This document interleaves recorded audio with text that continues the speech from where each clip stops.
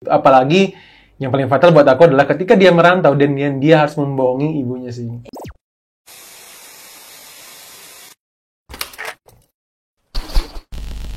Hai, welcome to Diflik bareng gue, Rabi Sultan. Dan di belakang kamera ada Hani. Di program Movie Talk. Movie Talk adalah sebuah program di mana gue dan Hani akan membahas satu film yang udah kita tonton pastinya. Pada video ini kita bahas film apaan? Gampang Cuan. Gampang Cuan. Film ini dirilis di Indonesia pada tanggal 16 November 2023 dengan genre komedi dan drama. Film ini disutradarai oleh Rahabi Mandra. Jujur filmnya yang aku tonton baru satu sih, yaitu bareng kamu, yaitu Kadet. Kadet 19. Dia banyak nulis skenario ya? Ya, dia juga banyaknya penulis skenario. Dan juga film ini termasuk dia lah yang nulis skenario yang bikin kan. Oh iya. Iya, salah satunya ada dua. Beliau dan juga ada Syahrul Ramadan. Untuk beberapa cast-nya, yaitu ada Vino G. Bastian, Anya Geraldine, Alzi Marker, dan juga Meriam Bellina. Oh, jangan lupa ada Dimas Danang. Itu dia sedikit informasi mengenai sang sutradara dan para pemainnya. Seperti biasa, sebelum kita masuk ke pembahasan POI, Hani akan membacakan sinopsisnya. Hani, silahkan. Film ini menceritakan Sultan dan Bilqis yang diperankan oleh Vino G. Bastian dan Anya Geraldine. Mereka adalah kakak beradik asal Sukabumi yang pergi merantau ke Jakarta untuk mendapatkan uang. Di waktu yang bersamaan, ternyata mereka mengetahui jika mendiang ayah mereka telah memiliki utang sebesar 300 juta rupiah yang harus dilunasi oleh keluarganya. Bila tidak, rumah mereka akan tersegel. Di sisi lain, Sultan juga harus membantu biaya kuliah adik bungsunya. Akhirnya Sultan dan Bilqis harus berusaha mencari cara untuk melunasi utang mendiang ayah mereka tanpa sepengetahuan ibu mereka. Salah satunya adalah dengan belajar investasi di saham bersama Danang. Jadi ya, itu dia sinopsis dari film ini. Selanjutnya kita akan masuk ke pembahasan POI. Bagi yang belum nonton, skip aja bagian ini karena akan mengandung spoiler.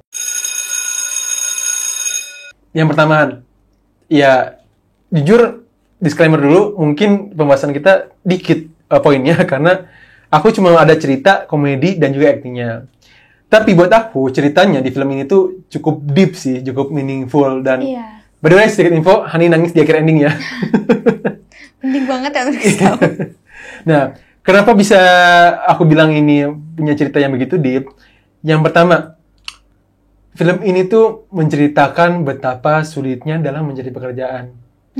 Banyak orang yang bisa gampang dapat kerja, banyak orang yang bisa masuk kerja dengan mudahnya.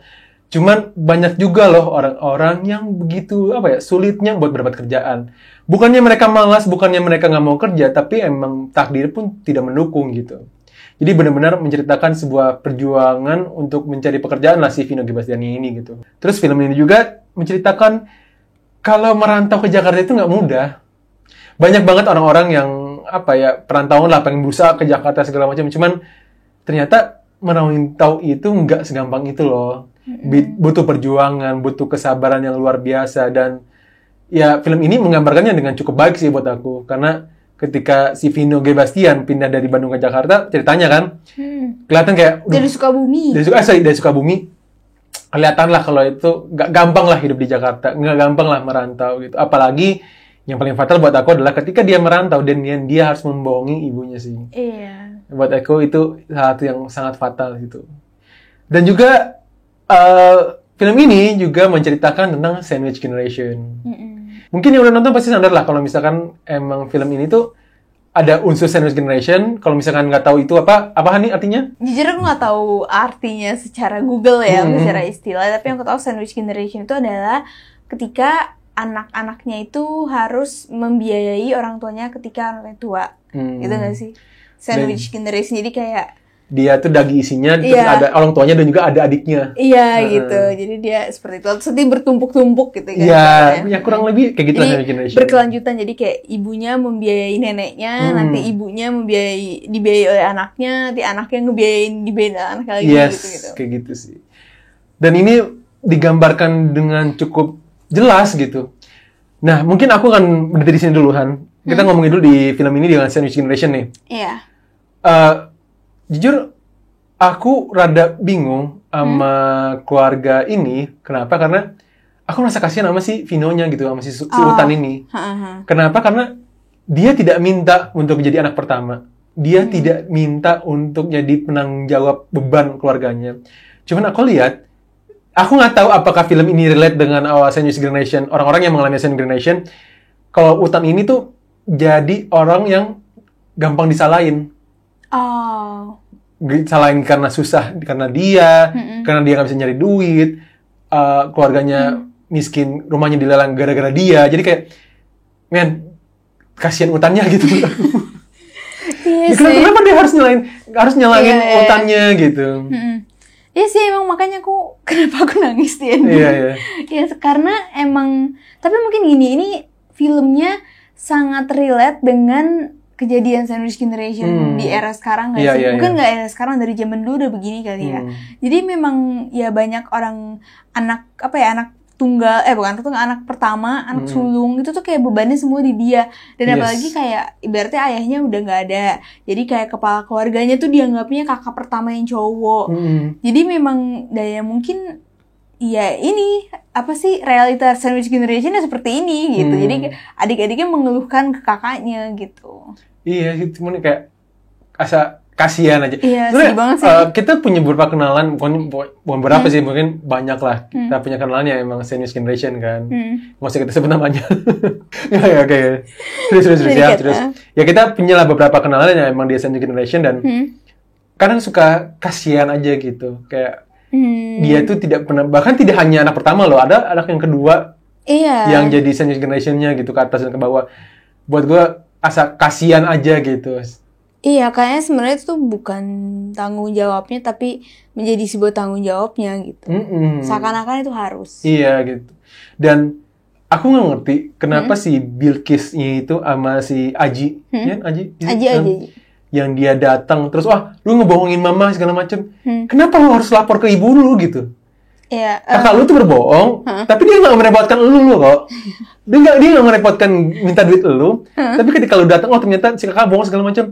Ya udah gitu. Dia bohong demi lu juga kan. Iya benar. Dia tuh sampai ngutang loh buat kehidupan adik-adiknya, dan aku masih nggak paham gitu ketika si Bilqisnya sama si Aji nyalahin, wah ternyata lu bohong nih sama ibunya segala macam. Ya dia tuh bohongnya demi lu pada gitu. Iya. Terus dengan pilihan, oh karena kan kalau misalkan lu bilang karena si Utan, makanya si Bilqis sama si Aji ke Jakarta, ya itu pilihan mereka masing-masing. Utan nggak pernah nyuruh mereka untuk ke Jakarta loh. Karena Utan ngasih contoh, ya itu salah sendiri. Kenapa lu menjadikan contohnya itu gitu? Iya. Itu sih buat aku yang rada greget gitu ya masalah ini gitu. Iya, film itu benar-benar bikin greget sih menurut Iya, aku. gitu.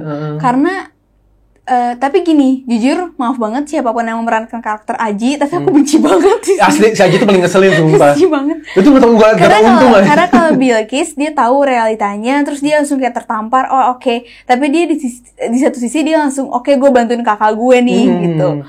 Ya memang begitu sih, malah sebenarnya bukan salahnya Utan ya. Misalnya, oke dia bohong, dia salah.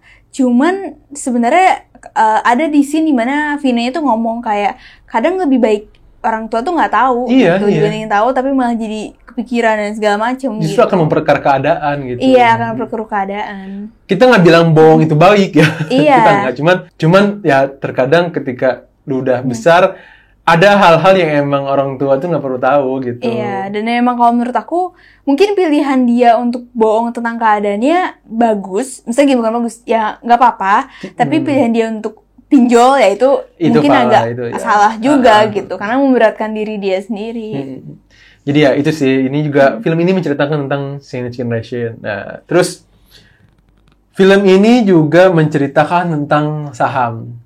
Iya. Aku baca-baca sih, kalau misalkan si Rahabi Mandra itu bikin alur cerita film ini mengingat ketika masih zamannya COVID, ketika lagi susah nyari kerja segala macam, dan pada saat itu aku juga inget kalau misalkan rame banget sih masalah saham. Iya. Wah, investasi lah segala macam, kripto, saham segala macam, bla bla bla, robot trader, ya itulah. Film ini menggambarkan kalau misalkan, kalau ada katanya si Robert Winoto ya, Robert Winoto sih? Iya, Robert Winoto. Lu naruh saham bukan berarti lu langsung kaya gitu. Kalau lu berharap cepat kaya, ya jangan saham gitu. Kata dia kan kalau misalkan lu mau yang kecil-kecil, mau investasi yang benar, itu dari leher sampai kepala. Jadi istilahnya skill lu nih yang lu perbaikin, investasi di skill, bukan investasi di saham dan trading segala macam. Kalau duit lu masih kecil, karena saham itu nggak ada yang tahu gitu. Bisa naik, bisa turun. Oke, ada ilmu sekarang, technicalnya, segala macam, fundamental. Tapi still gitu, lu tidak akan bisa 100% dapat duit gitu. Bisa jadi lu malah zonk. Kayak yang dialamin oleh si Vino ini gitu. Jadi ya bagus sih, aku suka meaningnya adalah, oke, lu boleh main saham, tapi jangan jangan berharap lu langsung dapat duit banyak dengan waktu yang sangat singkat gitu. Bisa kan kayak tapi ada harga yang harus lo bayar atas itu. Iya, kalau dana kan bisa kan, bisa sih lu dapat duit berapa ratus juta dalam waktu seminggu gitu. Cuman ya itu butuh keajaiban gitu. Iya. Aku suka sih poin itu sih kan. Iya, aku suka film ini tuh di awal mulai dia ngasih tahu kalau untuk investasi tuh nggak gampang. Terus film ini itu didramatisir, maka jumlahnya mungkin ya nggak mungkin sebesar itu juga gitu. Itu kayak didramatisir lah gitu. Dia mereka kayak cari aman ya, takut. Karena kan takutnya dengan film kan bisa bikin merinfluence kita untuk jadi main saham kan gitu. Dan situ dikasih tahu warningnya lah. Iya. Dan juga cukup edukatif sih. Iya benar. Dan juga ya intinya apakah si Utan dapat duit dari saham? Cuman lu korbanin tuh masuk penjara, men. Iya. Nah, ini yang aku suka dari film ini. Aku kira di ending akan memperlihatkan, ini spoiler ya, akan memperlihatkan kalau misalkan mereka akan happy ending. Iya, dengan duit yang mereka punya. Banyak. Tapi ternyata, ya oke, mereka sempat berhasil sahamnya. Tapi ada salah satu yang harus masuk penjara gitu. Jadi kan kayak ada yang masuk penjara gitu. Jadi tetap gak happy ending juga gitu. Utan akan terus hidup dengan rasa penyesalannya gitu.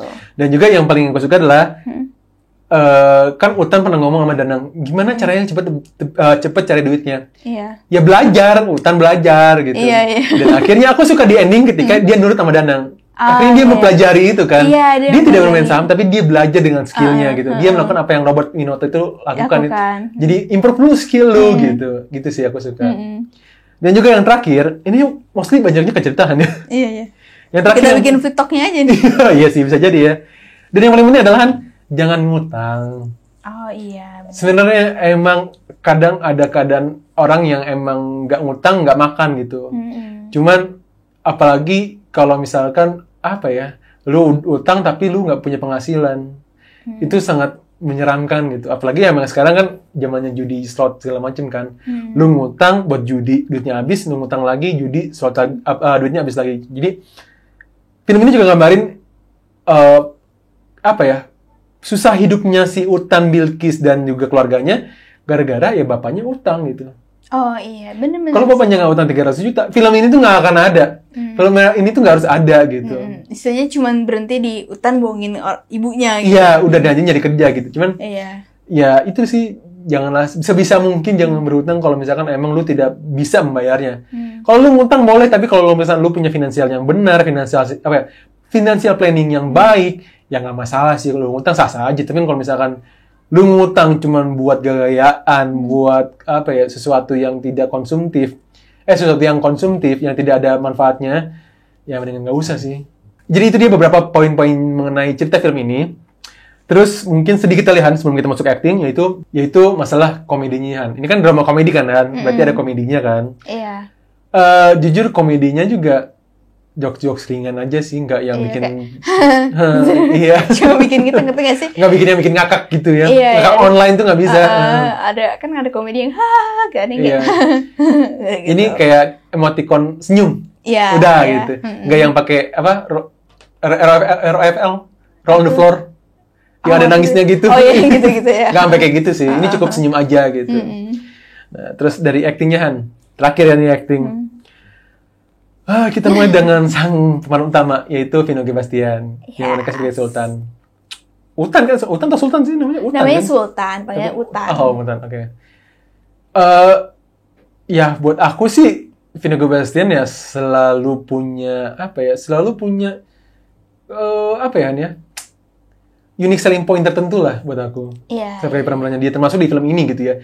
Buat aku, apakah aku bilang bagus?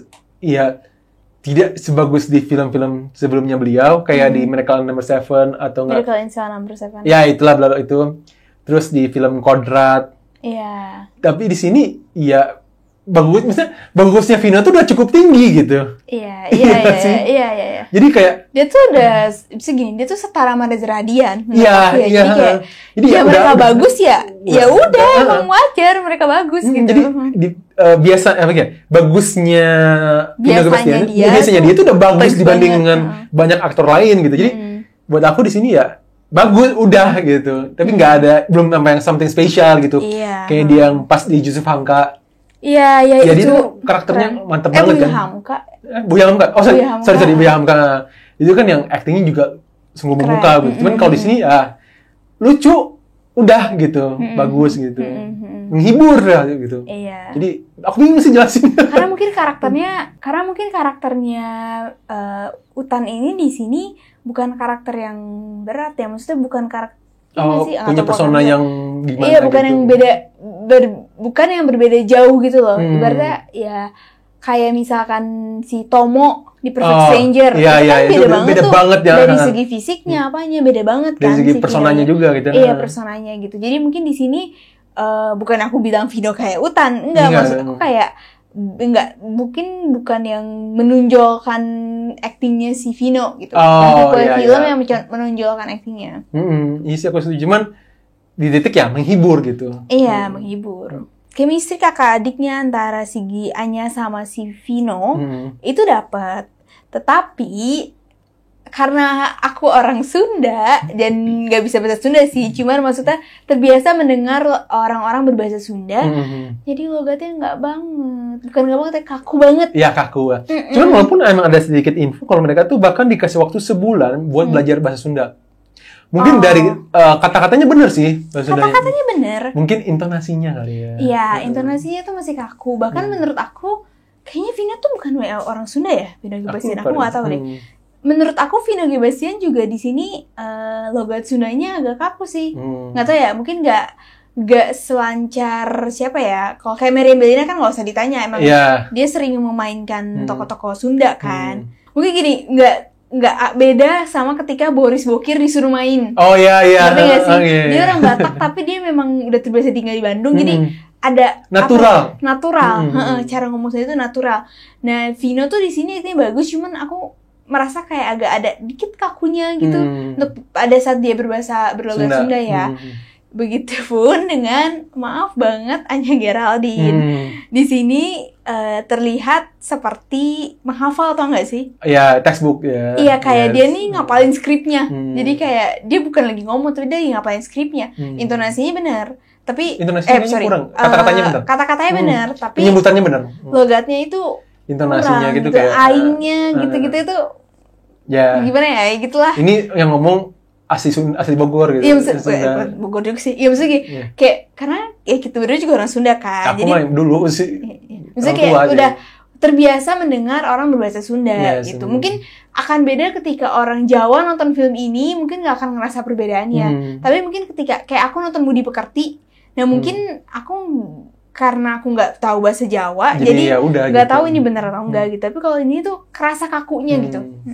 Ya sih, aku sih setuju sih karena papa kan Cimahi kan, asli bokap gue itu asli Cimahi, jadi fasih lah berbahasa Sundanya gitu. Cuman ya bisa dibilang rada beda lah intonasinya gitu, kaku segala macam. Nah, kalau untuk aktingnya Anya, buat aku nggak akan bilang bagus, jelek segala macam. Cuman aku bakal ngomong kalau aktingnya Anya, kalau dibandingin sama Real V-nya di Sleep Call, jauh lebih mending Real V-nya, walaupun screen time-nya lebih sedikit. Iya. Silahkan menyimpulkan sendiri gitu. Real V-nya di Sleep Call itu buat aku lebih milih dia dibanding Anya di sini gitu. Walaupun dia dapat FFV ya, walaupun itu populer bukan terbaik, tapi screen time-nya dikit, cuma memorable gitu. Iya. Bukan masalah ini terlepas di logat Sunda segala macam ya, masalah acting ya. Kalau dibandingin Real V-nya buat aku di Sleep Call ya lebih milih si Real V-nya gitu. Iya sih. Terus kalau misalkan si Aji ya udah sih, aku nggak ada yang emang nyebelin aja. Udah nyebelin aja, ngeselin aja udah gitu. Tapi by the way, aku suka pas di scene ketika Anya marahin si Ajinya. Oh iya. Ya nggak sih, maksudnya di situ tuh ya walaupun ya Anya Anya yang emang anak gaul yang kalau lagi marah gimana sih gitu kan. Cuman di situ tuh kayak bener-bener menampar, karena gini, di setiap Sandwich Generation biasanya suka ada sosok Ajinya loh dalam Iya, kehidupan. iya. Aku nggak tahu apakah hanya orang-orang yang aku tahu doang, tapi biasanya suka ada sosok Ajinya gitu. Anak yang dimanja tapi dia juga nggak apa gitu. Iya. Gitu ya. Iya sih. Jadi ya si Aji ya udahlah ngeselin gitu. Nah, terus kalau Meriam Bellina ya dia salah satu aktris legend gak sih? Iya. Dia tuh main yang marah-marah bisa, mainin yang halus bisa. Jadi ya itu complete package gitu. Iya, dia marah lucu bisa. Jadi kayak ya udah itu mah complete package sih sebenarnya. Jadi kayak ya udah gitu, Meriam Bellina aja gitu. Nah, aku sih paling suka juga sosok pemeran pembantunya sih, yaitu Danang sama si Pandu. Oh iya Pandu. Si Pandu buat aku ngebanyol aja dia. Karakter yang ngebanyol yang Pandu nggak kaku loh di Iya, dia nggak kaku. Nggak kaku. Dia kayak apa ya? Dia tuh kayak gini. Aku bingung antara dia lagi acting atau dia jadi diri sendiri gitu. Ah iya, nggak sih? benar. Jadi kayak ya udah dia kayak emang kalau kita lihat di video-video Reddit kan dia yang apa ya, suka dibercandain, yang jadi suka diketawain kan. Sama di sini kayak itu kayak gitu. Kamu kayak ini orang lagi acting atau emang lagi beneran kayak gitu sih? Dia tidak berusaha untuk menjadi lucu. Iya, dia tidak bisa lucu, cuman dia tapi dari jawaban-jawaban itu bikin lucu gitu. Emang kayak Pandu di video-videonya Bang Radit gitu kan. Iya. Dan juga si Danang sih ya, Danang buat aku dia yang ngebantu actingnya si Anya mah. Oh iya, supaya lebih keluar sosok si perempuan yang kerasnya Bilkisnya itu buat aku terbantu sama si Danang gitu. Danang yang kayak yang mancing-mancing supaya si karakter Bilkisnya itu keluar perempuan kuatnya gitu. Iya. Gitu sih, jadi ya buat aku dua pemain ini cukup krusial gitu, walaupun mereka bukan salah satu pemain intinya sih. Gitu sih. Terus ya paling ngomongin Danang, kasian banget sih Danang buat aku di film ini ya. Tapi dia di ending kan juga dia dia ngebalasnya cuma itu doang sih ya. Maksudnya gini, apa yang Danang dapat dari semua ini? Iya. Gak ada loh. Dia udah bantuin dari ketemu di Golep, ketemu sama Robert Winoto segala macam. Apa yang dia dapat? Terus aku nggak suka ketika si Bilkisnya itu masih nyalahin Danang. Danang sih cerita segala macam. Men, lu aja udah ngebohongin dia, lu nggak ngasih apa-apa ke dia, lu aja nggak ganti duitnya dia. Ya buat aku kasihan aja sih si Danang. Makanya kan di ending si Danang juga ngomong kan kayak, gue pikir gue bantuin calon istri, ternyata gue nggak bantuin siapa-siapa. Jadi ya buat aku ya udah sih, wajar aja dia ngomong gitu. Padahal dia baik kok sebenarnya. Dia baik banget lah. Iya, baik banget sih. Udah baik banget tuh. Udah ngebantu banget lah gitu. Cuman ya emang apa ya, nggak ngotak aja sih kayaknya. Udah dibantuin tuh malah bukan yang makasih segala macam. Dan juga kesalahan fatal adalah ketika si Bilkis ngomong ke Danang itu ketika masih sebelum acara. Bukan menunggu waktu yang tepat gitu.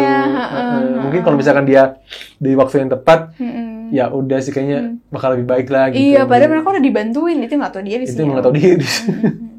Terus mereka berharap Danang ngapain? Gitu. Iya gitu. Jadi itu dia pembahasan POI Movie Talk kali ini. Intinya dari gua film ini ya, kalau lu pengen tahu ngerasain bagaimana rasanya Sandwich Generation dan juga cerita orang-orang ketika sulitnya nyari duit. Juga belajar saham juga. Belajar saham juga bisa ya. Coba deh nonton film ini. Cuma kalau lo ekspektasikan kalau komedi yang bikin lo ketawa ngakak segala macem, kayaknya enggak sih. Buat gue ya udah sih, kalau misalkan emang lo pengen lebih tahu mendalami Sandwich Generation ya nonton film ini gitu. Tapi ya sekali lagi jangan expect lebih lah gitu sebagai film komedi yang ngakak banget lah gitu. Kalau dari Hani? Iya sama sih. Ini film bagus. Ini film bagus, ada manfaatnya, istilahnya nontonan tuh teredukasi lah tentang saham gitu. Dan juga mungkin buat yang emang Sandwich Generation mungkin akan bisa relate ya. Iya, ini kayak NKTCHI versi lucunya gitu. Jadi itu dia sekian dari kita. So we hope you guys enjoy this video. Thanks for watching and see you when I see you.